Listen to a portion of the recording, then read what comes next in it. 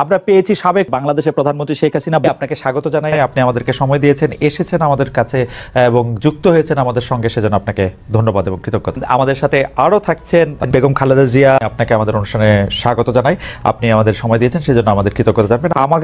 আমরা আসলে অনেকগুলি প্রশ্ন আপনাদের দুজনকেই করতে হবে, সেজন্য শেখ হাসিনা আপা আপনার একটু মন্তব্য শুনতে চাই, আপনি আমাদের একটু বলবেন। আজকে যে দেশটাকে যে ধ্বংস করে দিল, যে বাংলাদেশটাকে আমি সাজিয়ে গুছিয়ে, যেটা আমাদের ছিল দিন বদলের সনদ। আমি যখন 2007 সালে গ্রেপ্তার হই, ওই জেলখানায় বসে আমি লিখেছিলাম, নোট করেছিলাম যে আমি বাংলাদেশে কীভাবে সাজাবো। সরকার আসার পরে আমরা তাই করেছিলাম। আমাদের 2008-এর নির্বাচনী ইস্তাহারে আপনারা দেখবেন দিন বদলের সনদে আমরা কী কী লিখেছি, এবং ঠিক না এক একটা সিদ্ধান্ত আমরা প্রত্যেকটা আমাদের নির্বাচনী ইস্তাহার অনুযায়ী করে দেশটাকে সারা বিশ্বের কাছে একটা মর্যাদাশীল দেশ হিসেবে আমরা করেছিলাম। আর আজকে সেখানে আমাদের চট্টগ্রাম পোর্ট, যে পোর্টটাকে আমি আধুনিক করেছি, লাভজনক করেছি, সেই পোর্ট বিক্রি করে দিচ্ছে বিদেশিদের কাছে, যে তাদের অনেক টাকা পাবে। এইভাবে একটা দেশের সমস্ত মানুষের নৈতিকতা বোধ বলে কিছু নেই। আর দুর্নীতিটাই তো নীতি। মাত্র আমাদের বিরুদ্ধে দুর্নীতির অভিযোগ আনে 15 বছর আমাদের আওয়ামী লীগ নেতাকর্মীরা যা কামাতে পারে নাই, সে তো মাত্র 5-6 মাসের মধ্যে তা কামাই হয়ে গেছে। তার সমন্বয়কদের টাকার পাহাড়, দেশের আশেপাশে যারা সব আঙুর ফুলে কলা গাছ, দেশে না বিদেশেও টাকা রাখা, কোন কোন দেশের মাধ্যমে টাকা যায়, কোথায় কী রাখাচ্ছে তার কিছু হিসাব তো আছেই। তো এই কাণ্ড ঘটাচ্ছে, দুর্নীতি এখন তাদের নীতি। আর অল্প কিছু না, প্রতিটি ক্ষেত্রে পয়সা দিতে হবে। একটা জামিন নিতে হলেও পয়সা, জেলখানা থেকে বেরোতে গেলেও পয়সা, একটা জিনিস কিনতে কাজ করতে গেলে পয়সা ছাড়া হবে না। এমনকি একটা অফিসার বদলি হবে, তারও পয়সা, টাকার পয়সা ছাড়া কিচ্ছু যায় না। 100 কোটি টাকা হয়ে গেছে, এখন 1000 কোটি টাকার স্বপ্ন দেখে ওনার সমন্বয়করা, আর ওদিকে মুখে বড় বড় কথা বলে, এইভাবেই একটা দেশকে ধ্বংসের কিনারে নিয়ে আসছে। যে বাংলাদেশটা সারা বিশ্বটা মর্যাদা নিয়ে চলতো, আজকে আর সে মর্যাদা নাই, সে মর্যাদা ধ্বংস। আমাদের স্বাধীনতা, সার্বভৌমত্ব আজকে সব থেকে শঙ্কার মুখে। ইউনূস কোনোদিনই পদত্যাগ করবে না। যে একটা এমডির পদ ছাড়তে পারে না, বেআইনিভাবে 10 বছর 11 বছর পর্যন্ত চালালো, সে এখন ক্ষমতাটা দখল করছে, তার কোনো ম্যান্ডেট নাই, সাংবিধানিক কোনো অধিকার নাই, তার পদেও কোনো সংবিধান নাই, সংবিধানের কোনো নির্দিষ্ট পদ নাই। সেই ক্ষমতায় দখল করে, অবৈধভাবে ক্ষমতা দখল করে, সে একদিকে 2 হাতে অর্থ বানাচ্ছে, পাচার করছে, শেয়ার মার্কেট 90,000 কোটি টাকা শেয়ার মার্কেট থেকে চুরি করে নিয়ে গেছে, পাচার করে দিচ্ছে। আর অপরদিকে মানুষ হত্যা করা, খুন করা। আওয়ামী লীগের না হলেও আওয়ামী লীগ, পুলিশ, আইনজীবী, শিক্ষক, সাংস্কৃতিক কর্মী, তার নির্যাতনে তো কেউ বাদ যায়নি। একটা সিনেমা করে কোন চরিত্রে অভিনয় করলো দেখে তাকে গ্রেপ্তার করতে হবে। আমাদের সঙ্গীত শিল্পী, যে সারা বিশ্বে যার নাম কোকিল কণ্ঠী বলে সারা বাংলাদেশের মানুষ যাকে পছন্দ করে, তাকে ধরে নিয়ে মার, এটা কোন ধরনের কথা? তার গালে থাপ্পড় মারে, তাকে ডিম মারে, হ্যাঁ গ্রেপ্তার করেছে। কোর্টে নেওয়ার সময় গায়ে হাত তোলা, জীবনে তো দেখিনি এরকম। এমনকি এই বর্বর পাকিস্তান আমলে ওটা দেখিনি, আমাদের ইউনূসের আমলে সেটা দেখছি, যেভাবে তাদের উপরে হামলা করে, কোর্টের মধ্যে হামলা করে, তাদের গায়ে হাত তুলে। কেন? আমাদের রাজনৈতিক নেতারা কি ভেসে আসছে নাকি? এবং জেলখানার মধ্যে তাদের উপর অত্যাচার করছে। কাজে এই অবস্থার থেকে দেশকে মুক্ত করতে হবে। সেখানে আমি এটুকু বলবো যে এই ধরনের একটা চরমভাবে দেশ চালাতে যেমন ইউনূস ব্যর্থ, কিন্তু অর্থ সম্পদ বানিয়ে ফেলেছে অনেক। কাজে তার ওই পদত্যাগ সে কোনোদিনই পদত্যাগ করবে না। পদত্যাগ কেন?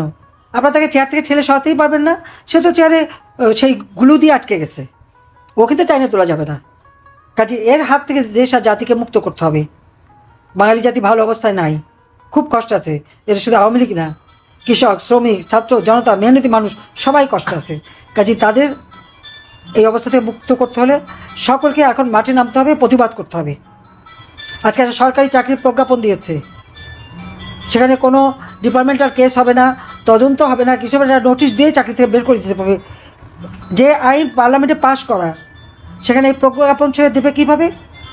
আর যে আইন রহিত, যে অধ্যাদেশ রহিত হয়ে গেছে, যেটা 79 সালের অধ্যাদেশ, সেটা তো রহিত হয়ে গেছে। আমরা 18 সালে নতুন করে আইন করে দিয়েছি, সেখানে তো এই সমস্ত নিবর্তনমূলক বা নির্যাতনমূলক কোনো ধারা নাই। আচ্ছা, সেইগুলি সামনে নিয়ে এসে একটা প্রজ্ঞাপন দিয়ে আমাদের সমস্ত অ্যাডমিনিস্ট্রেশনটাকে ধ্বংস করে দিচ্ছে। সেনা অফিসাররা, প্রশাসনিক অফিসার, সামরিক, অসামরিক, শিক্ষক, পেশাজীবী, সাংবাদিক, আইনজীবী, ডাক্তার, অর্থাৎ সমাজের কোনো স্তরের লোকেরই কোনো জীবনে শান্তি নেই, তাদের উপরে যত রকমের জুলুম অত্যাচার চলছে। কাজে অত্যাচারের হাতে মুক্তি পেতে হলে সবাইকে রুখে দাঁড়াতে হবে, আর এর বিরুদ্ধে আন্দোলন গড়ে তুলতে হবে।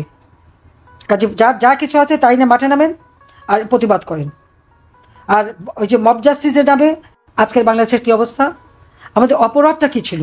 আমাকে স্বৈরাচার বলা হয়, স্বেচ্ছাচার বলা হয়, কত কিছু বলা হয়, কিন্তু আমি বলবো একটু তুলনা করে দেখেন তো, সে স্বৈরাচার স্বেচ্ছাচারকে। আওয়ামী লীগের সকলের নামে মিথ্যা মামলা, আমার নামেই তো প্রায় 440টার মতো মামলা, 39টা মামলা।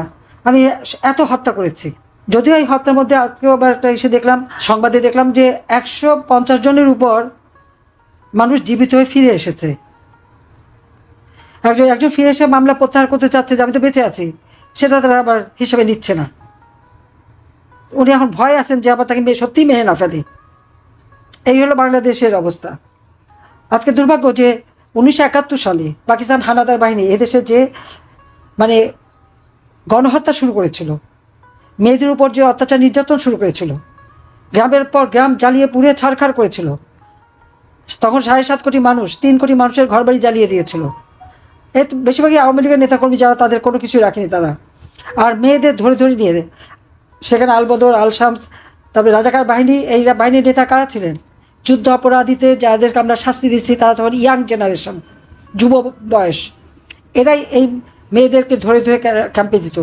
সেই মেয়েগুলিকে যখন উদ্ধার করা হয় তাদের অবস্থাটা কী ছিল? এখানে বহু বই আছে, অনেকের মতামত আছে, পড়ে দেখবেন যে এক একটা মেয়েকে কী অবস্থায় তাকে দিনের পর দিন পাশবিক অত্যাচার। অনেক মেয়ে সুইসাইড করেছিল বলে তাদের শাড়িটা পরতে দিত না, কোনো মতে একটা পেটিকোট পরে ঘুরে বেড়াতে হতো, এবং যখন তখন তাদের পড়তে, তাদের শরীর কত বিক্ষত ছিল ওই পশুদের, সে পশুত্বর জন্য, মানে সেগুলি পড়লে চোখে পানি রাখা যায় না। সেই যুদ্ধ অপরাধীদের বিচার জাতির পিতা বঙ্গবন্ধু শেখ মুজিব শুরু করেছিলেন। এই নির্যাতিত নিগৃহীত মানুষগুলি যেন ন্যায় বিচার পায়, যাদের আপন জনকে হত্যা করা হয়েছে তারা যেন ন্যায় বিচার পায়, সেই ন্যায় বিচার দেওয়ার জন্য তিনি এই আইসিটি প্রতিষ্ঠা করে 1973 সালে আইন করে এই আন্তর্জাতিক ক্রিমিনাল এই কোর্ট তৈরি করে তিনি বিচার করেছিলেন।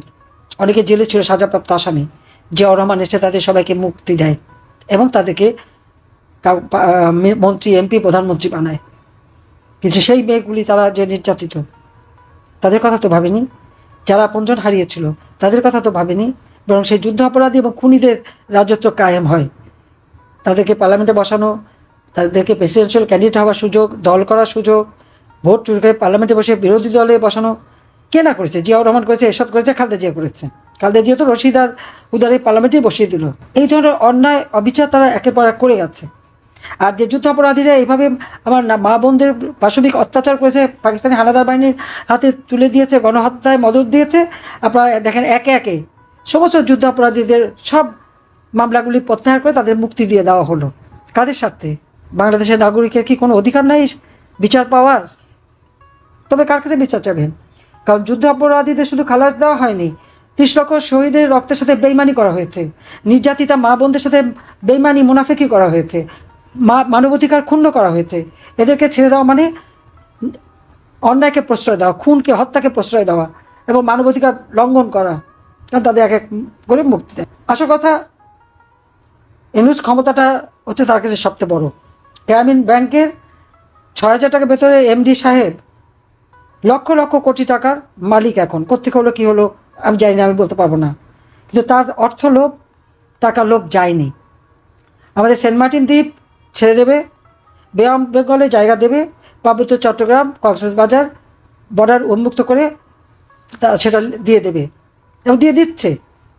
বিনিময়ে কী পেয়েছে আমি ঠিক জানি না, দেখলাম একটা নিউজে, আপনারাও যাচাই করে দেখতে পারেন। রহমানির রহিম। আসসালামু আলাইকুম। দীর্ঘদিন অসুস্থ থাকার পর আপনাদের সামনে কথা বলতে পারার জন্য আল্লাহর কাছে শুকরিয়া আদায় করছি।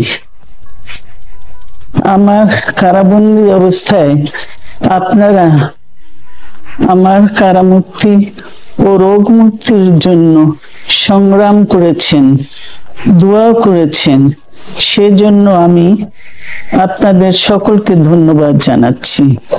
দীর্ঘ আন্দোলন দীর্ঘ আন্দোলন সংগ্রাম ও ত্যাগের মধ্য দিয়ে আমরা ফ্যাসিবাদী অবৈধ সরকারের কাছ থেকে মুক্তি পেয়েছি। আমি আন্তরিক ধন্যবাদ জানাতে চাই আমাদের বীর সন্তানদের, যারা মরণপণ সংগ্রাম করে এই অসম্ভবকে সম্ভব করেছে। শত শত শহীদদের জানাই শ্রদ্ধা। এ বিজয় আমাদের নতুন সম্ভাবনা নিয়ে এসেছে। দীর্ঘদিনের নজিরবিহীন দুর্নীতি, গণতন্ত্রের ধ্বংসের স্তূপের মধ্য থেকে আমাদের নির্মাণ করতে হবে এক সমৃদ্ধ বাংলাদেশ। ছাত্র তরুণরাই আমাদের ভবিষ্যৎ। তরুণরা এই যে স্বপ্ন নিয়ে বুকের রক্ত ঢেলে দিয়েছে, সেই স্বপ্ন বাস্তবায়নে করতে মেধা, যোগ্যতা, জ্ঞান ভিত্তিক গণতান্ত্রিক বাংলাদেশ গড়ে তুলতে হবে। শোষণহীন সমৃদ্ধ বাংলাদেশ। সকল ধর্মের গোত্রের অধিকার নিশ্চিত করতে হবে। শান্তি, প্রগতি আর সাম্যের ভিত্তিতে আধুনিক বাংলাদেশ নির্মাণে আসুন আমরা তরুণদের হাত শক্তিশালী করি। ধ্বংস নয়, প্রতিশোধ নয়, প্রতিহিংসা নয়, ভালোবাসা, শান্তি ও জ্ঞান ভিত্তিক সমাজ গড়ে তুলি।